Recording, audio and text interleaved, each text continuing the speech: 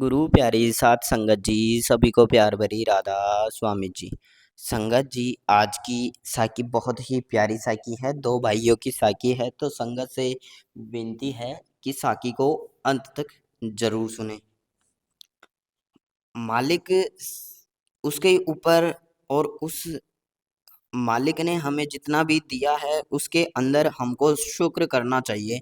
हमको जिस हालात में रखे, हमें गरीब रखे या चाहे अमीर रखे, वह मालिक के हाथ में है। यहाँ अमीर गरीब या दुख सुख हमें मिलता है हमारे पिछले कर्मों के अनुसार मिलता है, और अपने कर्मों के मुताबिक ही हमें इस दुनिया में उन चीजों को लेते हैं जो हमारी जरूरत से हमारी किस्मत में लिखी होती है। हमें वही कुछ सब कुछ मिलता है, उसे उसी फल उसके अलावा कुछ नहीं मिल सकता। अब दो भाइयों थे, एक भाई का अच्छा उसका कारोबार था, अच्छा बिजनेस था, उसके पास पैसे ठीक ठाक थे। और दूसरा भाई जो उसी का था वह बड़ी ही गरीब हालत में था, उसे बेचारे के पास कुछ नहीं था। एक दिन जो वह दोनों भाई थे, उन दोनों ने भाइयों की घरवाली दोनों पत्नी उनका आपस में झगड़ा कर हो गया। जिसके पास कुछ अच्छा गुजारा करने का था, वह अच्छा टाइम पास था। जिसके पास कोई पैसा नहीं था, वह दौलत की पूंजी नहीं थी, वह दूसरी गरीब हालात से अपना टाइम गुजार रहे थे, अपने वक्त को निकाल रहे थे। मालिक ने हमें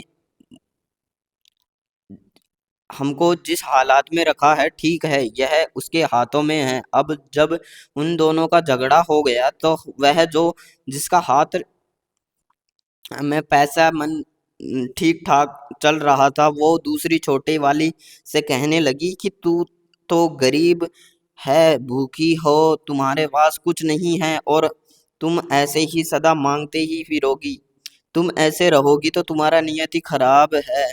तो वह बेचारी बहुत मजबूर थी, बहुत उसको दुख लगता था। एक नेक नियति के थी वह औरत, मगर दो देखो, पिछले जन्मों के में हम नहीं जानते थे कि हमें क्या कुछ किया है, क्या नहीं किया। यह सुख दुख हम अमीरी गरीबी सब प्रलभ कर्मों के पिछले कर्मों के मुताबिक मिलती है। तो एक दिन उसका झगड़ा हुआ, उसने उसको बहुत ताने मारे और कहने लगी, तेरे पास वो नहीं है, तेरे पास ये नहीं है, तेरे पास ये नहीं आएगा, हमारे पास यह भी है और वो भी है। उसको मन बहुत दुखी हुआ।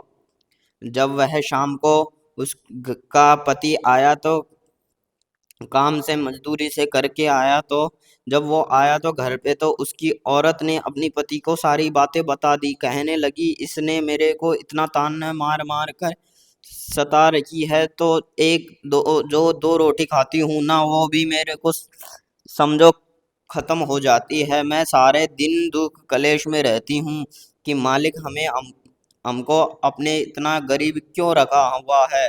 अब उसने अपने पति से कहा, जिसका हाथ बहुत तंग था और अपना बड़ी मुश्किल से अपनी मेहनत मजदूरी से अपना गुजारा कर रहे थे, उसका जब दोनों दूसरी जेठानी का झगड़ा हुआ था, शाम को ही वो उसका अमीर बिजनेस वाला पति आया और कहने लगा कि उसके घरवाली से हमें कि इनके पास नहीं रहना, हम कहीं दूसरी जगह चलकर अपना घर बना लेंगे, के रहेंगे, के पड़ोसी नहीं रहूंगी। यह हर वक्त मुझे लगा लगा के बातें कहती है और मेरे ताने मारती रहती है। मैं इसकी सुन सुन के बड़ी ही तंग आ चुकी हूँ, यहाँ बिल्कुल ही नहीं रहूंगी। मैं अपना इस जिंदगी को खत्म कर दूंगी, या मेरे को अपना कहीं और ले चलो। अब उस भाई ने अपने घर वालों की बातें सुनी, सोचने लगा, ठीक भाई, ठीक है, किसी तरीके से घर बस जाए। भाई से भी कह के देख लिया, मगर उसको भी पता नहीं है, वो धन दौलत की में अहंकार है, धन दौलत में ही अहंकार है, उसको कभी नहीं सुनाई पड़ता। उस आदमी ने अपने जो घर की जगह थी, जो उसके हिस्से में आती थी, और वह घर बाहर था उसका, वह मंदे टाइम थे, 50 रुपए की बिकी। उसने वह सब कुछ बेच दिया। सोचने लगा कि तो यहाँ से कहीं दूर जाऊंगा। वह 50 रुपए की उसकी जमीन घर वाली और कोई बाहर जितनी थी उसके हिस्से की थी, वह बिक के सारी वो 50 रुपए लेके वहां से जा वहां का जो राजा था उसके पास गया और कहने उसको जाकर कहने लगा कि राजा जी, मेरे पास यह 50 रुपए थोड़े से पैसे है मेरे पास, और इससे मेरी को जितनी जमीन आती है वो आप इन पैसों से मेरे को जमीन दे दो, ताकि मैं अपना गुजारा बसर कर सकूं, अपना घर बसा सकूं, वहां रह सकूं। अब राजा ने कहा, भाई 50 रुपए तो बहुत है, ये मंदा वक्त था, वक्त है जमीन की। उस वक्त कोई कदर नहीं थी, कोई पूछताछ नहीं थी, ना किसी को संभालनी थी, इतने परिवार नहीं हुआ करते थे। तो राजा ने कहा कि ऐसा कर भाई, तेरे को 50 रुपए की जमीन चाहिए। तो अब सुबह वह एक 9 बजे उसके पास गया तो राजा ने वह 50 रुपए लेकर उसे कहने लगा कि भाई ऐसा कर, एक डंडी ले, एक लकड़ी ले अपने हाथों से में, और दौड़ता रहे और शाम के 5 बजे तक दौड़ता रहे, और इस लकड़ी को जो पीछे से खींचता चला जा रहा है, इतनी दूर से लेकर तू दूर तक खींचेगा उतनी जमीन तेरे नाम कर दूंगा। अब जो उसके अंदर वह भूख थी, क्यों मालिक किसी को कितना भी दे दे, फिर भी उसके जो अंदर वह अंधा कुआं था ना, मन कभी वो भरता नहीं। इस मन को कितनी दिए जाओ और मांगता है। जब उसने 10 बजे से उसको वो एक लकड़ी को लेकर पीछे लखर लकीर लगाता गया और दौड़ता गया। अब घंटा 2 घंटा हो गया, 3 घंटा हो गया। घंटे के बाद राजा ने कहा, भाई अभी नहीं आया है, अरे ऐसा कर, उसके पीछे पानी वगैरह लेकर जाओ, वह प्यासा ही ना मर जाए।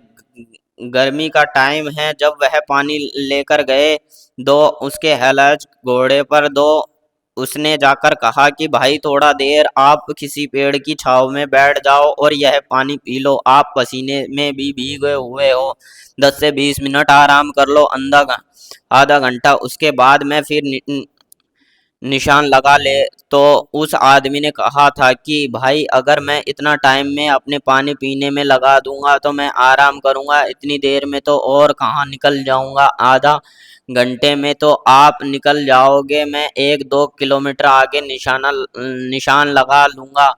कहने का भाव, उसने पानी का घूंट नहीं भरा, वो ऐसे ही थका हारे उसके पास आया। वह सारा दिन गुजर गया, सारा दिन गुजर गया। उसको शाम 5 बजे का टाइम दिया था कि एक दूसरी बार फिर राजा ने भेजा कि उसके लिए यह रोटी ले जाओ और यह लस्सी है, उसे कहना कि आराम कर ले भाई, अभी तो बहुत बड़ा दिन है और शाम के 5 बजते ही शाम को 5 बहुत लेट बजेंगे, अभी सारा दिन पड़ा है, तो कुछ खा पी ले, भूखे पेट है ये, आराम कर ले आज आधा घंटा पेड़ के नीचे, और यह रोटी खा ले, लस्सी पी ले, आराम कर ले, उसके बाद फिर से निशान लगाना लेना। कहता है, अरे घंटा आधा घंटा लगाऊंगा तो खाना वाना कुछ नहीं, मैं तो अपनी लकीर लगाऊंगा। शाम 5 बजे तक का मेरा टाइम है मिला है, और इतना टाइम में मैं लकीर खींच दूंगा कि कितनी दूरी में खींच दूंगा उतना राजा ने कहा है कि मैं तेरे नाम जमीन कर दूंगा, और उस पर अपने घर बार अपने बाल बच्चे सहमत रहना। घर बार बार बना तो क्या हुआ, वो दूसरी बार भी उस राजा ने जो अपने दो सैनिकों को भेजा, फिर नहीं उसने कुछ खाया पिया और वो वापस आ गए। अब शाम को 3 से 4 बजे गए, 5 बज गए तब का टाइम दिया था, नहीं आया। 6 बज गए, वो 6 बजे तक भी नहीं पहुंचा। तो राजा बहुत समझदार था, कहने लगा, ऐसा करो भाई, अब मेरे साथ दो चलो, मैं भी तुम्हारे साथ चलता हूँ, और एक कपड़ा ले लो और एक भाला ले लो। अब वो उसको हम जहाँ पड़ा होगा वहीं दाग लगाएंगे, उसकी कब्र बना के आ जाएंगे। अब वो चिंता नहीं है तो तुम। उन्होंने जो लकीर खींचा था वह दौड़ता जा रहा था। उसकी लकीर देखते देखते उन्होंने घोड़े अपने दौड़ा रखे थे। चलते चलते पता नहीं 5 किलोमीटर 10 किलोमीटर निकल गया। कितनी दूर जाके कहीं उसको पानी की प्यास लगी। मुंह सका हुआ था, मुंह से झाग आए हुए थे और मंदा गिरा जहां बेहोश होकर गला सूख गया उसका। वहां जहां गिरा वहां वह पैर मार मार के उसके प्राण त्याग चुका था। अब जब राजा और उसके दो अलंका वो एक फावड़ा और कपड़ा वगैरह लेकर गए थे उसके कफन का, राजा ने समझ गया था कि अब वो जिंदा नहीं, खत्म है, इस दुनिया में चला गया है। उसको जितना भी अब चाके जहाँ गिरा हुआ था उसके ऊपर जब जाकर वह खड़े हुए तो वह प्राण त्याग चुका था। उस वक्त उस राजा ने कहा कि भाई, इसको सिर्फ इतनी जमीन चाहिए थी कि जितनी उसके ऊपर यह पड़ा हुआ है, 3.5 फुट उसको जमीन चाहिए भी। कुल में यह घेरा नहीं चाह रहा था कि जैसे पूरे एरिया को पूरे किसी टेस्ट की जमीन हो जाए, जैसे हरियाणा राजस्थान इतने में पर नहीं, लंबे चौड़े एरिए में से अपना निशान लगा लो, यह पूरा मेरे ही नाम कर देंगे राजा जी। तो मेरा कहना का भाव है, यह मालिक हमें कितना भी दे दे हमारी कभी भूख नहीं खत्म होती। और ये और हम मांगते रहते हैं और हमारे अंदर जो हमारा मन है ना, अंदर को जो अंधा कुआं है, इसको जितना दोगे उतना ही यह मांग करेगा, उतना ही भड़केगा यह इसके अंदर वो आग इच्छा वाली। तो इस साकी के दौरान हमें पता चलता है कि हमें जहाँ मालिक रखे, जिस हालात में रखे, दुख में रखे चाहे सुख में रखे, हमें खुश रहना चाहिए और उस मालिक के ऊपर छोड़ देना चाहिए कि मालिक भी खुश होकर बेचैन रहे, बेचत रहे कि मैंने जिस रूह को इस दुनिया में भेजा है वह बेचारा आज तक उसने यह नहीं कहा कि मालिक तैने मेरे तो यह नहीं दिया, यह नहीं दिया।